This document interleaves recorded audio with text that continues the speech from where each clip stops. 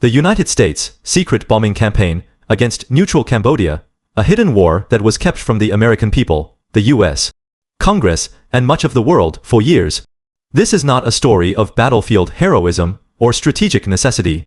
It is a story of unaccountable presidential power, deliberate deception, mass civilian suffering, and a chain of catastrophic decisions that turned a peaceful nation into a killing field and altered the fate of Southeast Asia forever. To understand this horror, we must go back to 1969, a moment when the Vietnam War had already torn America apart, with anti-war protests sweeping the country, tens of thousands of U.S. troops dead, and no clear path to victory in sight. Richard Nixon had just been elected president, running on a promise to end the war with honor and bring American troops home.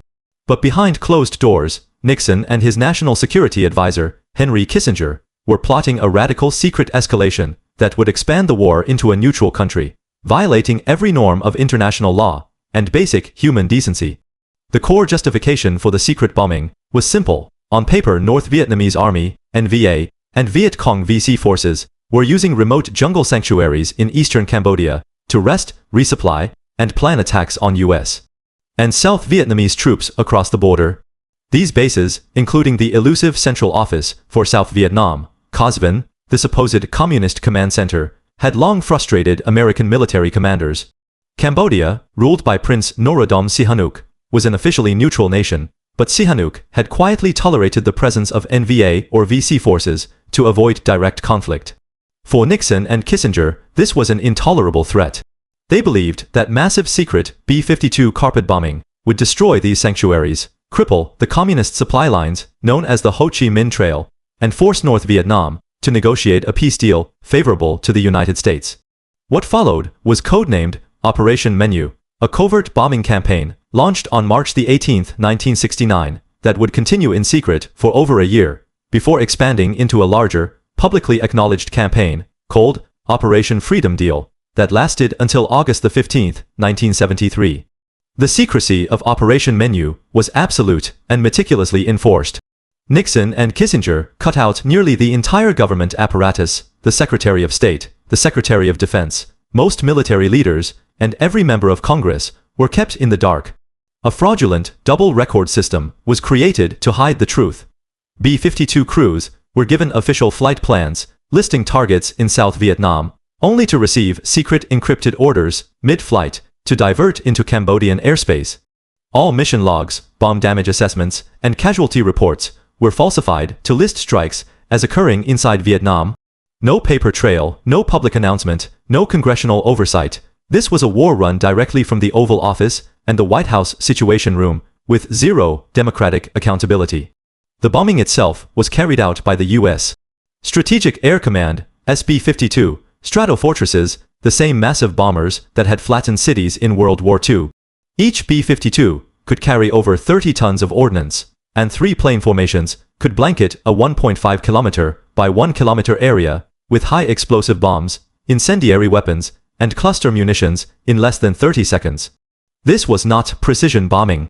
It was indiscriminate, scorched earth carpet bombing designed to destroy everything in its path. Between 1969 and 1973, the United States dropped an astonishing 2.75 million tons of bombs on Cambodia, more than the total tonnage of bombs dropped by the U.S. across the entire Pacific theater during World War II, and more than the Allies dropped on Japan during the entire Second World War. The vast majority of these bombs fell on rural civilian areas, farming villages, rice paddies, Buddhist temples, and small market towns. Military targets made up less than 10% of the total bombed areas. The rest was pure, unprovoked destruction of innocent Cambodian lives and livelihoods.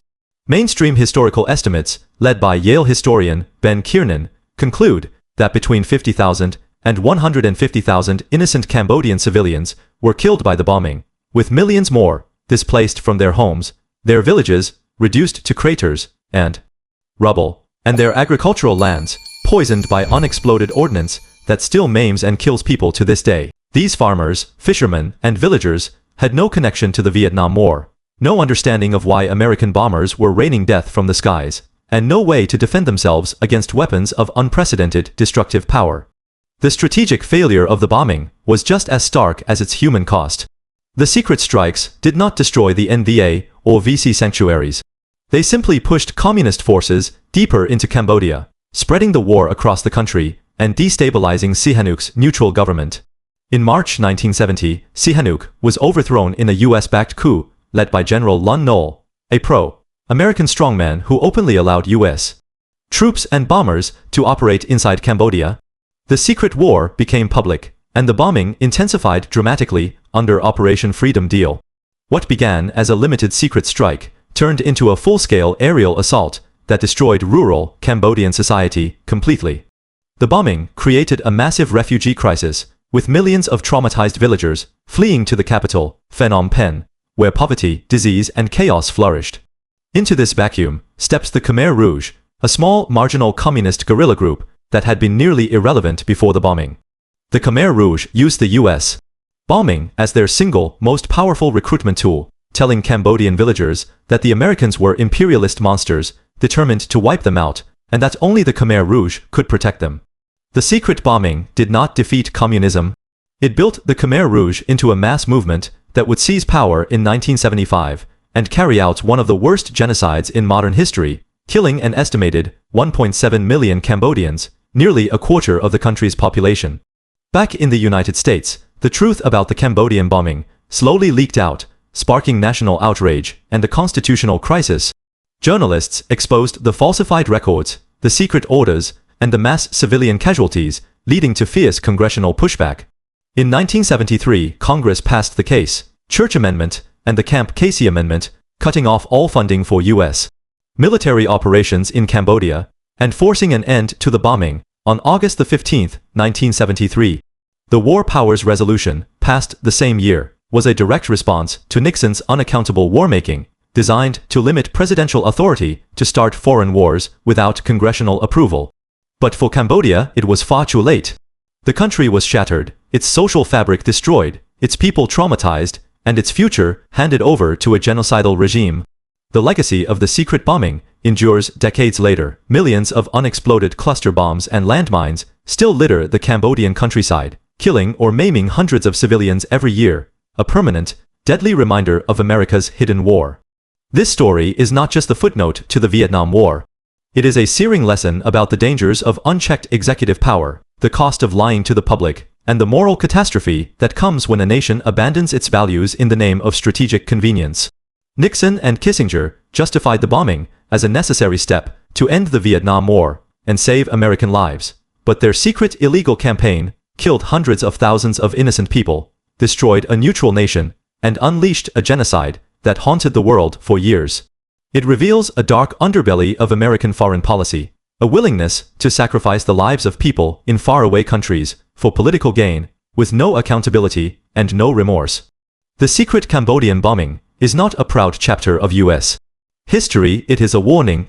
It reminds us that transparency, accountability, and respect for human life are not optional in a democracy. They are the foundation of any just and moral foreign policy.